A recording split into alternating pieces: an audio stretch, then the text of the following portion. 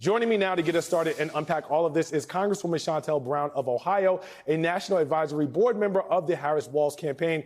Congresswoman, thank you so much for being here. I want to start with the Vice President's response on Twitter regarding Trump and his comments to Fox, where she said first he got Roe overturned, then he got abortion banned in 20 states. Now he's voting for an abortion ban in the state where he lives. If elected, he'll sign a nationwide abortion ban if it crosses his desk. What do you make, Congresswoman, of Donald Trump's back and forth flip-flopping on this issue? And how do you think, if at all, voters will be able to reconcile his different positions? Well, Charles, first and foremost, thank you for having me. I have to wish one of my very dearest friends a happy 50th birthday to Lisa. Now, on to the real business. Trump flip-flops more than my favorite sandals, okay? You cannot trust a word that this man says. He has gone back and forth on this position. And the reason we're even in this situation is we must harken back to what you talked about at the top of the program, and that's 2016. Now, we're going to go on what Antoine Seawright refers to as a polar coaster from now until Election Day. They're going to go up and down, right? And Hillary Clinton was defeating Donald Trump according to the polls. And so some people stayed home. Some people decided they were going to vote third party in protest because of her emails. And what we ended up with was Donald Trump in the White House and the ability to appoint not one, not two, but three Supreme Court justices who have overturned decades of precedent as it relates to women being able to make their own healthcare decisions. So I want people to be reminded of that and to understand that the stakes are equally high in this election. Despite the energy, despite the enthusiasm, we have to harness all of this and show up in the polls. That is the only way to stop Donald Trump, J.D. Vance, and their extreme Project 2025 plans, including a national abortion ban that has no exceptions for rape or incest. And remember, Ohio is the state where we have the 10-year-old rape victim who had to flee our state to get the health care that she needed, because abortion is health care. Now, Shontel, both Donald Trump and Vice President Harris are in a very tightly contested and hotly contested race. They both need to get as many voters as they can who are persuadable to turn out. From either side, is there a world that exists that allows them to stretch and reach voters who are not a part of their base without losing the critical portions of their base that they actually need to turn out?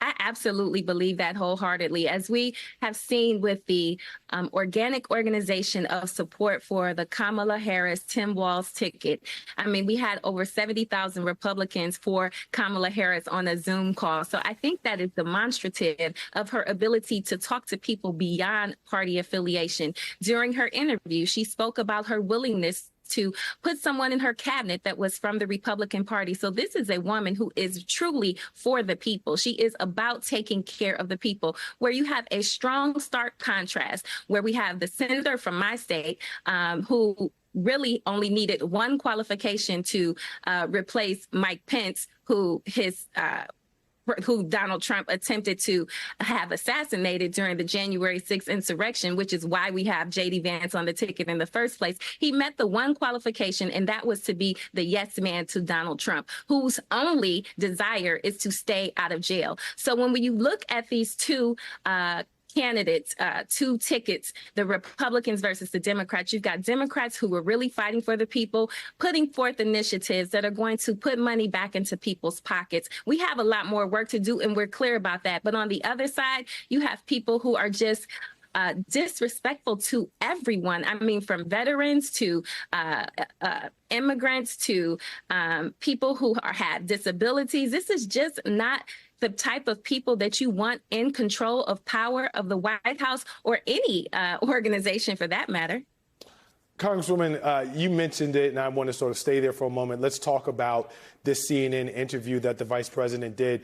In it, she was asked about Donald Trump's repeated attacks regarding her race and ethnicity and claims that she, in fact, is not black.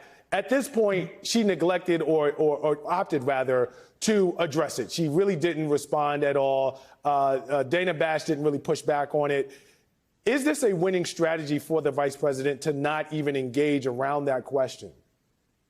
It's working. Listen, the fact of the matter is the vice president, Kamala Harris, has been Black her whole life. I don't think that she has denied that. When you look at her history, the fact that she's pledged AKA, the fact that she went to an HBCU, that speaks for itself. And so I applaud her not entertaining the foolishness that comes out of Donald Trump's mouth as it relates to her heritage and her race. This is, as she quoted, a tired old playbook that he continues to use to try to attack people that he's clearly intimidated by. I think First Lady Obama also touched on it. It's hard for him to handle people who are intelligent, highly educated, and hardworking that happen to be Black. And so it what's understood needs not be explained. It's evident that she's Black. She's always been Black, and she's not flip-flopping on that.